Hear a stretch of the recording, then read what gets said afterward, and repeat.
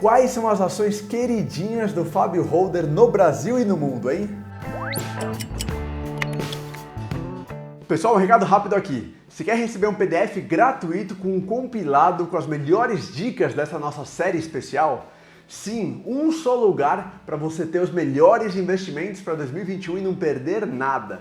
É só clicar no primeiro link aqui na descrição do vídeo, deixar o seu e-mail, lembrando que é gratuito, e receber o nosso e-book especial. Agora, bora pro vídeo. Fala pessoal, tudo bem? Eu sou Bernardo Pascovitch, fundador do Yub, que dá nome aqui ao canal, buscador totalmente gratuito e online para você encontrar e comparar os melhores investimentos do Brasil. Nesse vídeo eu vou conversar com o Fábio Holder e entender com ele a visão para 2021. Lembrando que esse vídeo não é uma recomendação de investimento, não é para você fazer ou deixar de fazer nenhum investimento por conta do vídeo. Ele tem propósito de educação financeira para te trazer mais informações sobre o mercado de investimentos. Agora com vocês, Fábio Faria, mais conhecido como Fábio Holder. E aí, Fábio, tudo bem? Fala, Bernardo, beleza, cara? Bem, e você? Tranquilo. Pô, valeu demais pelo convite. É um prazer estar aqui com você, com a audiência de vocês, pra gente bater um papo aqui sobre investimentos. Eu que agradeço. Queria dizer que tentei algumas vezes, né, a gente fazer uma gravação, mas que bom que deu certo. Obrigado pela sua disponibilidade e pelo seu tempo. Valeu, cara. Tamo junto. As portas aí do canal do Holder estão abertas para quando vocês quiserem gravar, quando vocês quiserem bater um papo. Que legal. Obrigado. Para quem não te conhece, se é que tem alguém aqui que não te conheça, quem que é você em 30 segundos? Quem que é o Fábio Holder na fila do pão? Quem que é o Fábio Holder? Na fila do pão, não. O cara já tá em primeiro lugar na fila do pão, pô. Cara, eu sou analista de valores imobiliários, né? E eu decidi desde 2017, foi quando eu comecei meu canal no YouTube, né? Hoje a gente tem YouTube e Instagram, mas eu comecei só no YouTube. Eu decidi trazer e compartilhar com a internet, de uma forma geral, a estratégia de investimentos que eu uso na minha carteira desde 2008 e como que eu abordo os investimentos por longo prazo, né? E a gente a gente faz um conteúdo bem focado em renda variável. Então, é um conteúdo para quem já investe, para quem já quer conhecer, de repente botar o pé na renda variável, quer aprimorar os investimentos em renda variável. Então, o conteúdo ele é bem focado em renda variável, o conteúdo que eu trago aqui para a internet. E sempre bem focado em longo prazo, em holder, né? Como o próprio nome diz. Exatamente. Não é trade curto prazo, é uma visão mais de longo prazo, né? Eu tive sorte, assim, porque eu comecei lá em 2008 muito parecido com o pessoal que está começando agora. Talvez muita gente que esteja escutando a gente agora tenha se interessado por Bolsa por causa do ano de 2020, né? Que foi um ano bastante tenso e provavelmente chamou a atenção de muitos investidores. A gente vê o número de investidores aumentando, né? Mesmo ali no mês de março, abril, o circuit breaker, a Bolsa caindo e o número de investidores aumentando. Então foi mais ou menos nessa leva que eu fui para a Bolsa, só que quando aconteceu isso lá no subprime, lá em 2008, né? E só que naquela época eu não tive a sorte do pessoal que está começando agora de ter tanto conteúdo na internet sobre investimentos, né? Hoje a gente tem uma série de pessoas produzindo excelentes conteúdos na internet e isso ajuda muito para quem está começando, né? Você consegue ter uma visão mais direcionada e tudo mais. Lá no começo eu não tive isso, né? Então, eu tive que ir buscar informação nos livros. No começo, inclusive, eu achava que bolsa era um lugar que você só podia investir fazendo trade. Eu não tinha essa visão do buy and hold. Só que eu dei sorte, assim, de logo no começo, eu li muito livro sobre trade. Os livros do Alexander Elder me marcaram bastante, foram os primeiros que eu li. Só que quando eu conheci a análise fundamentalista e quando eu entendi que você poderia usar a bolsa para juntar um dinheiro que você estava ganhando fora da bolsa, né, e não usar a bolsa como uma profissão ali de curto prazo, de trade, eu acho que foi a virada de chave, assim, para mim. Bom, vamos lá então conversar um pouco sobre ações, suas queridinhas, ações queridinhas ou setores queridinhos para 2021, seja Brasil, seja Estados Unidos. Mas antes disso, faz um apanhado de 2020, assim, estamos gravando esse vídeo no começo de dezembro. O jogo só acaba quando o juiz apita, né? Ainda tem alguns dias aí de negociações até o final do ano. Mas a gente vê uma forte recuperação em 2020, depois das baixas, né, de março. E se aproximando bastante, e até analisando o Ibovespa em 2019, está num patamar muito parecido, né, com o que estava lá no final de 2019, e até, enfim, o argumento um pouco de valorização, de recordes dos Estados Unidos. Qual que é a sua visão aí sobre o que aconteceu em 2020? Cara, foi um ano muito doido, né? Assim, eu acho que o ano de 2020, antes de mais nada, eu acho que ele mostrou para os investidores a importância da diversificação na carteira. Legal. Por quê? Porque quando veio ali as quarentenas, né? Quando em março, principalmente, acho que foi dia 23 de março, né? Que foi o fundo da Bolsa aqui no Brasil.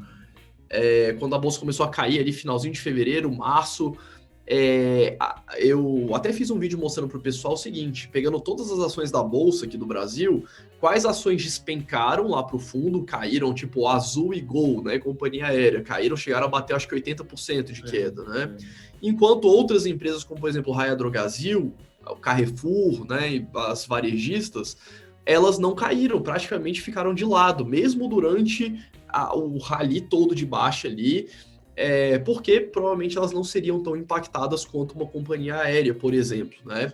Então esse evento que a gente viu em 2020, que é um cisne negro, né, que é um termo que foi cunhado pelo Taleb, que é um evento de alto impacto, mas com pouca probabilidade de acontecer, não acontece todo dia, ele impacta de forma diferente as empresas também. Né? Então é importante a gente saber que, tendo uma carteira diversificada, você vai ter alguns ativos que vão ser muito impactados, outros ativos que vão ser pouco impactados, e alguns ativos que vão ter um impacto intermediário. Né?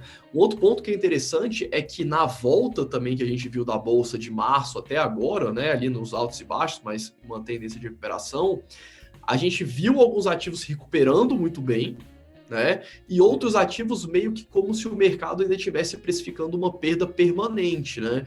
Eu diria, por exemplo, os fundos imobiliários, de uma forma genérica, eles meio que desabaram e meio que continuaram de lado, né? Como se o mercado estivesse precificando uma perda permanente, uma perda mais relevante por causa da pandemia, do que algumas outras ações que se recuperaram. E outros ativos, basicamente os fundos imobiliários, por exemplo, se pegar as empresas, as companhias aéreas ainda não se recuperaram, se a gente pegar empresas como a CVC também ainda não se recuperaram, então o mercado ainda está... Bancos também, bancos não se recuperaram ainda, né? Então assim, ainda existe ali uma certa, pelo menos o mercado está precificando uma certa incerteza ainda dos impactos da pandemia nessas empresas, né? Ou impactos que foram tão profundos que talvez sejam mais difíceis de serem revertidos. Outras empresas não, né? Outras empresas, como por exemplo a própria VEG, que é uma empresa que eu falo bastante, que eu também tenho na carteira, estava há, sei lá, algumas semanas atrás na máxima histórica, né? Agora caiu um pouquinho e tudo mais. Mas assim, é importante ter essa visão, né? O investidor, principalmente o pessoal que está começando, e até quem já tem um certo tempo de bolsa, conseguir ter essa visão de que os ativos, os eventos externos atingem os ativos de forma diferente. Né? E a gente nunca vai saber qual que vai ser o próximo grande cisne negro e qual que vai ser o setor que vai ser mais impactado por esse cisne negro. Então é importante a gente ter essa diversificação na carteira quando a gente fala de investir para o longo prazo. Porque quando a gente fala de buy and hold, a gente está falando de investir e ficar com essa carteira para o resto da vida, né? Um prazo indeterminado. Então, se você se expõe muito a um setor ou você deixa sua carteira muito fechadinha em poucos ativos, você pode ter um impacto muito grande, dependendo do acaso. Eu gosto de falar bastante isso. Não importa o quão bom investidor você seja, o quão perfeita seja a sua análise, o futuro é incerto. Então, você pode ter feito uma análise excelente, mas daqui 2 anos o cenário é totalmente diferente e as coisas não performaram como você esperava. Legal, eu gostei dessa sua definição. Acho que 2020 é isso, né? 2020 é diversificação, porque realmente quem tinha uma carteira diversificada conseguiu de alguma forma passar por esse período de uma forma mais tranquila, não tão difícil, né? Tão dramática, com tantas desvalorizações. Quem tinha alguns ativos de proteção na carteira, né? Talvez dólar, talvez ouro, tem gente que diz aí Bitcoin, né? Mas enfim, ou até setores mais defensivos, como por exemplo o setor elétrico, que, enfim, com crise, sem crise, as pessoas continuam consumindo energia elétrica para viver. Então, bem legal isso que você mencionou. Acho que essa palavra diversificação realmente ficou... E tomara que as pessoas tenham aprendido isso em 2020, né? Não tenham, a partir de agora, levem isso mais adiante. Com certeza, assim, um outro ponto que eu acho que é importante, a gente como brasileiro, né, a gente que mora no Brasil, que vive no Brasil, que ganha em reais, né, você trabalha e ganha em reais, um fator que é importante ter em consideração é a alta do dólar, por exemplo, né, o dólar saiu ali falando de um pouquinho antes ali, 2018, né, saiu perto dos 3,20, mais ou menos por ali, chegou a bater quase R$ 6 esse ano, e agora está ali perto dos R$ 5 de novo. Mas a gente, como brasileiro, a alta do dólar, ela impacta diretamente o nosso patrimônio, né? É como se assim, a gente tiver. Todo mundo no Brasil que tem um patrimônio em reais ficou 50% mais pobre simplesmente pelo fato do dólar ter dobrado de preço. Porque tudo que a gente consome no nosso dia a dia é lastreado em dólar, né? Seja o computador que a gente está aqui gravando, seja um alimento, né? A gente está vendo a inflação aí, o IGPM batendo 20%, mais até, vai dar acho que mais de 20% esse Deu ano. 23 agora, tava com 23 de GPM. Combustível, né? Enfim, tudo. A energia, né? Energia tem parte que é dolarizada. Perfeito. Então, assim, tudo que a gente consome no nosso dia a dia é negociado em dólar. Então, se você não tem dólar na carteira, não o dólar moeda, mas ativos dolarizados também, a gente tem que entender que, assim, a maior parte da minha carteira ainda está aqui no Brasil. Eu tenho a maior parte da minha carteira em ações e fundos imobiliários. A gente tem que entender que o Brasil é um país em desenvolvimento, né? E se você quer ter um pouco mais de estabilidade na sua carteira, de uma forma geral, acho que é imprescindível você ter uma parte dos seus ativos também alocados lá fora. Eu venho falando até bastante disso, né, nos últimos meses, eu acho. Principalmente esse ano de 2020, eu bati muito na tecla de investimentos no exterior. Eu invisto lá no exterior desde 2015, mas o conteúdo que eu trago aqui no YouTube sempre foi um conteúdo muito de bolsa no Brasil. E aí, em 2020, eu decidi falar, agora eu vou falar um pouco mais de investimentos no exterior, porque eu acho que você abre mão de muita coisa ao deixar de investir lá fora, né? Por exemplo, você se expor a Apple, a Amazon, Facebook, Google, as Big Techs, enfim, ou qualquer outra empresa gigantesca que tenha lá, é que muitas vezes você não tem acesso aqui no Brasil. E não são empresas americanas por si só, né? São empresas mundiais. Você pega a McDonald's, por exemplo, a própria Apple, que tem mais de 50% da receita vindo de fora dos Estados Unidos. Então, assim, o mercado brasileiro representa menos de 2% de todo o mercado acionário mundial, né? Eu acho que é importante a gente entender isso e saber se proteger da melhor forma disso. Por exemplo, ano de 2020, quando a bolsa, beleza, o S&P 500 também caiu, acho que chegou a bater 30% de queda, 35% de queda ali no dia 23, 30 de março. Acho que foi isso que chegou de queda, só que o dólar subiu, né? O dólar deu uma porrada também. Então, quando você olha a sua carteira dolarizada em reais, você vê que ela meio que andou de lado durante a pandemia, por causa desse hedge natural, vamos colocar assim, da bolsa e da moeda. A gente deve ver nisso que você mencionou que o IVVB11, por exemplo, que é o nosso maior ETF que replica o S&P aqui no Brasil, ele estava muito mais alto do que o S&P. As pessoas não entendiam, né? Falavam, puxa, como assim, né? Como que o IVVB11 está tão acima e com retorno tão acima do S&P? Justamente que é o que a gente vê também em BDR, né? Ou em ações estrangeiras, o impacto do dólar na carteira. E Fábio, e aí pensando um pouquinho então 2021, o que você enxerga para 2021? Quais são suas queridinhas ações ou setores? Lembrando, gente, que nada aqui é recomendação de investimento, não é para você usar esse vídeo como uma decisão de investimento, é de educação financeira para te ajudar a entender sobre o mercado. Mas o que você está enxergando, Fábio? Cara, então, assim, para mim é bem difícil falar assim de poucas empresas, porque eu tenho muita empresa na carteira, né? Hoje, assim, para o pessoal que não me conhece, eu tenho mais de 60 ativos diferentes. Se for juntar as ações, os fundos imobiliários, os investimentos no exterior, eu chego a ter mais de 60 ativos de uma forma geral. Mas o que eu gosto de pensar quando eu vou montar uma carteira, pensando no ano de 2021 ou nos anos seguintes, eu sempre tento ter, e aí isso você consegue até através de uma diversificação, né? Naturalmente você vai conseguir isso, mas eu gosto de ter empresas que elas funcionem como uma funciona como uma proteção da outra, tá? Por exemplo, vou dar um exemplo aqui. Duas posições relevantes que eu tenho na minha carteira aqui no Brasil é a Ambev e WEG, tá? São duas empresas totalmente diferentes, né? Uma empresa que faz motores elétricos, no caso da WEG, né, a principal linha de receita dela, e a outra, a Ambev, que é uma indústria de cervejas, né? Por exemplo, o que acontece quando o dólar cai, né? Quando, na verdade, vamos fazer o contrário. O dólar subiu, né? Vamos botar de 2018 para cá. Quando o dólar subiu, a WEG decolou, porque mais de 50% da receita da empresa vem do exterior, ela fabrica muito no exterior também, então é como se metade da WEG fosse uma empresa internacional, né?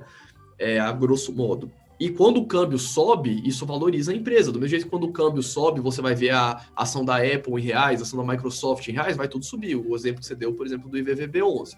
Então, a WEG, ela tem essa característica natural, ela vai performar muito bem em cenários de alta do dólar, tá? Já a Ambev, ela vai se prejudicar na maioria das vezes quando o dólar sobe, porque os insumos de produção das cervejas, eles são todos dolarizados. O alumínio, principalmente, né? O milho, o malte, são todos commodities negociadas em dólar. Então, o dólar subiu, a Ambev vai ter uma pressão nas margens, na margem bruta, nos resultados dela, e a cotação vai refletir isso no curto prazo. Então, eu sempre busco posições que elas se complementem. Eu nunca quero que a minha carteira toda performe bem de uma vez, porque necessariamente se eu monto uma carteira dessa forma, ela vai performar muito mal caso aquele cenário não se concretize. Então, eu tento montar posições que, independente do dólar subir ou cair, eu posso até ter uma performance mais neutra no curto prazo, mas como eu estou buscando os ganhos de 5, 10, 20, 30, 40, 50 anos, eu gosto de ter essa composição de proteção natural, né? Uma empresa que eu gosto bastante, que eu falo até pouco também, falando de Brasil, empresa que eu já tenho há bastante tempo também na carteira, é a Ezetec, que é uma incorporadora da Bolsa. Eu gosto bastante, assim, da empresa, principalmente, assim, por ser uma das únicas incorporadoras que praticamente não tem dívida, né? Tem uma dívidazinha muito baixa, eles têm um caixa gigantesco, e isso permite para uma incorporadora ter um comportamento bastante contracíclico, né? O que eles fazem? Durante o ano de 2013 até 2018, da crise imobiliária, que várias empresas quebraram, a própria PDG, que era a maior incorporadora da Bolsa, quebrou não, né? Está em recuperação judicial. O setor todo sofreu muito, a Ezetec ficou formando land bank, né? Comprando terreno durante 2013 até 2018, 2019. No ano de 2019, quando o mercado começou a aquecer, eles voltaram a lançar. Então, assim, eu gosto dessa estratégia, o management da empresa é incrível também, e eu gosto bastante dessa situação da estrutura de capital deles, porque as incorporadoras são empresas muito cíclicas, né? Então, em períodos de baixa dos juros, elas vão tender a performar muito bem, e em períodos de alta dos juros, a empresa vai performar muito mal. Então, é importante a empresa ter essa certa tranquilidade de caixa no setor que ela atua. Eu não sou muito fã de empresa cíclica, então, por exemplo, eu não invisto em commodity de uma forma geral, por exemplo, Vale, Petrobras, empresas do... Suzano, eu não gosto. Porque as empresas cíclicas, elas têm período, elas basicamente vão ter o retorno correlacionado com o ciclo das commodities, né, que ela vende. E os ciclos podem ser longos, né? A gente pode pegar ciclos de 10 anos. Se a gente pegar o minério de ferro, né, de 2008 até agora a Vale voltou a subir muito, né? Mas se a gente pegar ali até 2008, foram praticamente 10 anos caindo, né? Então você não tem nada de errado em ter empresa desse tipo na carteira, mas é uma coisa que eu não busco. Eu não gosto de ter empresa que vai ficar 10 anos performando muito bem, depois mais 10 anos performando muito mal e pegando esses ciclos macros muito longos. Eu gosto de evitar, porque, assim, desde o começo, apesar de ter uma alocação de 100% em renda variável dos meus investimentos, eu sempre tive muita preocupação em preservar o patrimônio, sabe? Então, assim, às vezes as pessoas acham, uma coisa que é interessante também, as pessoas acham que bolsa é tudo a mesma coisa, né, de uma forma geral, sendo que você pode se expor à bolsa de forma mais conservadora e você pode se expor à bolsa de forma mais agressiva, né? E quando as pessoas olham para o Ibovespa, né, acham que, putz, Ibovespa caiu 40%, todas caíram 40%, o Ibovespa subiu, e não é assim, na verdade, né? Então, legal, enfim, esse comentário eu achei interessante, essa questão de proteção e de complemento, né, de você ter empresas diferentes, mas que elas se complementam em determinados momentos, inclusive com base nessa diversificação que a gente falou, né? E cenário internacional, você até mencionou, né, que tem falado cada vez mais de cenário externo, pensando nessa diversificação global. Qual que você, ou quais que você tem mais acompanhado e tem mais gostado, ou que tem na sua carteira aí para o longo prazo? Eu vou comentar algumas posições assim novas que eu montei agora recentemente, inclusive. Legal. Naquela linha falando de que tem muita coisa que o mercado ainda está precificando como uma perda permanente, né? Se a gente olhar para os REITs lá nos Estados Unidos, que são veículos, para o pessoal que está acompanhando aqui que não conhece, são veículos que são parecidos com fundos imobiliários, né? É uma empresa, não é um fundo, é uma empresa, mas eles basicamente investem em imóveis e tiram renda daquele imóvel e são obrigados a distribuir quase tudo para os acionistas. Nessa linha, eu nunca tinha investido e eu montei uma posição em alguns REITs de hotelaria, do setor de hotel. Eles sofreram muito ali durante agora o ano de 2020 e eu aproveitei para incluir eles na carteira com um percentual bem pequeno. Eu botei 5% da minha carteira de REITs em alguns ativos de hotel, principalmente pensando na parte porque os hotéis, de uma forma geral, eles não têm uma receita tão previsível, os resultados não são tão previsíveis, então não é uma coisa que eu priorizo muito em um REIT. Né? Quando você pensa em um REIT ou num fundo imobiliário, você está pensando em quê? Em renda passiva e uma coisa tranquila. Né? Os REITs de hotéis, eles não são tão tranquilos porque a margem de resultado dos hotéis é só de 10%. Olha que loucura, de tudo que o hotel fatura, sobra só 10% para a empresa. A empresa ainda tem que pagar as despesas administrativas e aí sobra uma margem menor ainda para os acionistas. Só que o mercado está precificando uma perda permanente e eu acredito que em uma recuperação mais moderada, mais lenta, não tão demorada, eu quis dizer, mas nos próximos meses, de uma forma, voltar à naturalidade nos próximos meses, talvez seja os REITs todos, eles voltem, mas aí eu vou continuar com eles na carteira, né? Muita gente perguntou, mas você está fazendo um trade dos REITs de hotéis? Eu falei, não, eu só estou botando eles na carteira devido a essa eventualidade. E até mesmo porque uma coisa que eu gosto bastante de falar para o pessoal é o seguinte, quando você compra um ativo, eu gosto de fazer isso, né? Sempre que eu vou comprar um ativo novo, eu compro uma posição pequena dele na carteira. Porque eu acho que com o tempo você vai conhecendo cada vez melhor aquele setor, você vai conhecendo cada vez melhor aqueles ativos específicos. Então, você não ter uma exposição muito grande a um ativo novo, eu acho que é interessante, porque você dá tempo para aquele investimento maturar e para você ir conhecendo aquele ativo mais profundamente. Então, foi nessa lógica. Legal isso também, porque costuma ser o comportamento oposto das pessoas, né? Quando as pessoas se interessam por um investimento ou descobrem alguma potencial valorização e querem entrar, né? Um pouco do FOMO, que é o medo de ficar de fora, né? O Fear of Missing Out, vai com tudo, né? Então não se dá não respeita o dinheiro do que você falou, de aos poucos conhecer o ativo, conhecer a volatilidade, já entra com grande parte do seu patrimônio e aí perde dinheiro, se frustra, se traumatiza, etc. Né? Eu gosto de falar sempre isso, que para nós de entrar nos ativos, entrar de forma lenta e também às vezes na hora de sair de forma devagar, se for sair do ativo, né? Eu não gosto de ter movimentos bruscos na bolsa, de fazer esses movimentos bruscos. Legal. Um outro case, assim, entrando nesse tópico aí de FOMO, né, que eu tenho na carteira é a Tesla. Eu comecei a montar uma posição bem pequena na Tesla, na mesma linha, eu gostei da empresa, eu gostei do case, eu acreditei, eu comecei a investir nela ali no final de 2018, a preços de hoje, né, hoje a ação tá $600, eles fizeram um split e tudo mais, mas a preços de hoje era mais ou menos $40, $50 a ação, e eu montei 1% da minha carteira lá, falei, vou botar 1% em Tesla e vou acompanhando, né, fui comprando ali durante 2018, 2019, e de repente, do mês de 2019 para agora, as ações simplesmente multiplicaram por 10 vezes. Aí virou 10% da minha carteira as ações da Tesla, que era uma posição pequenininha.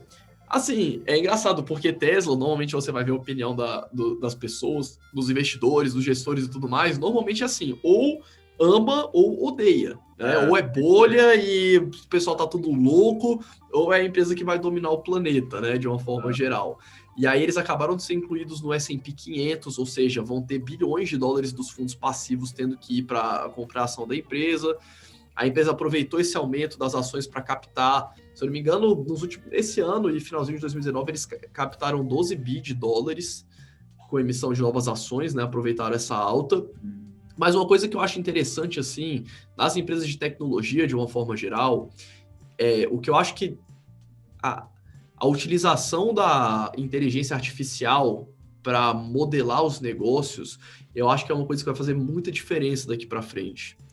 E as empresas que não utilizarem computação e modelos de inteligência artificial vão eventualmente acabar ficando para trás. E o que eu acho que é bastante complexo assim da Tesla, muita gente compara a Tesla com as outras montadoras, né? A Tesla é a montadora mais valiosa do mundo, mas é a que menos vende carro. Aí o pessoal compara com Toyota, BMW, não sei o que e tal. Só que a Tesla não é só uma montadora, né? Eu acho que a grande questão é essa. E como ela é uma empresa, ela surgiu há 13 anos, então ela dá prejuízo há 13 anos, ela só começou a dar lucro agora e começou a gerar até bastante caixa agora, tornando as operações dela sustentáveis, né? Ou seja, ela está há 13 anos apanhando financeiramente e fazendo vários levantamentos de capital e tudo mais para conseguir criar um modelo de negócios de carros elétricos e agora autônomos lucrativo. Então você imagina a GM, a Volks que estão entrando agora fabricando carros elétricos, quanto tempo eles vão ficar ainda tropeçando para conseguir fazer as operações serem rentáveis, né? Eu acho que essa é a dificuldade. Você conseguir produzir em escala um produto novo que vai competir com o seu outro produto, no caso das montadoras tradicionais, e que não vai dar lucro, né? Então imagina, é complicado. Além assim, a Tesla tem outras linhas de receita, tem os painéis solares, tem as baterias que eles vendem para residência industrial. Então assim, não é uma empresa só uma montadora de veículos, né? Não, mas legal, pô, obrigado por compartilhar isso. Falou de três empresas brasileiras, né? Tesla nos Estados Unidos, os REITs nos Estados Unidos.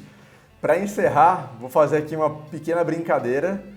Mais uma vez, não é recomendação de investimento, tá? Então não é para ninguém se basear no que o Fábio responder. E eu vou falar alguns nomes, e aí você não precisa falar compra ou não compra, pode só falar gosto ou não gosto, tá bom? Vamos lá, um pouquinho de polêmica aqui no papo. IRB. IRB, não gosto. Oi. Tem que justificar ou não? Não precisa, pode só não gosto. Oi também não. IVVB11. Talvez. Bitcoin. Eu gosto. Apesar de não ter, eu não tenho Bitcoin, mas eu acho legal. BOVA11. Pode ser interessante. Banco do Brasil descontado. Não gosto do Banco do Brasil. E Embraer. Cara, Embraer eu não tenho nem opinião, porque eu não conheço. Mas de uma forma geral, não. Porque assim, Embraer, não, só para fechar assim, porque a Embraer, ela só não tem o perfil de empresa que eu gosto de investir, porque ela é muito imprevisível, né? Então assim, ela depende muito dos pedidos, então o fluxo de caixa dela às vezes vem bombado e às vezes vem péssimo, e aí é muita oscilação de resultado para o tipo de empresa que eu gosto de ter na carteira. Cara, super obrigado pelo papo, acho que foi muito bom te ouvir, tenho certeza que as pessoas gostaram muito de ouvir um pouquinho sobre sua visão, tanto de 2020 quanto de 2021, algumas empresas, alguns setores, algumas questões internacionais. Obrigado por dividir com a gente. Cara, eu que agradeço pelo convite, valeu demais e tamo junto, cara. Quando quiser bater um papo, só me dá um toque, a gente marca. Legal. E é isso. Com certeza, super obrigado, até a próxima. E aí, o que você achou desse papo com o Fábio Holder sobre as ações para 2021 no Brasil e fora do Brasil? Comenta aqui, me conta se você gostou desse papo e o que você mais aprendeu, o que foi mais relevante para você. Aproveita, deixa um like no vídeo, isso é muito importante para mim, para todo mundo aqui no IEB, a gente agradece muito. Se inscreve no canal, compartilha com outras pessoas que podem se interessar também por esse vídeo com o Holder e me segue no Instagram. Aparece meu nome aqui em cima, todos os dias eu faço um vídeo de resumo das bolsas de valores e dos investimentos no Brasil e no mundo. Um abraço, obrigado e até a próxima.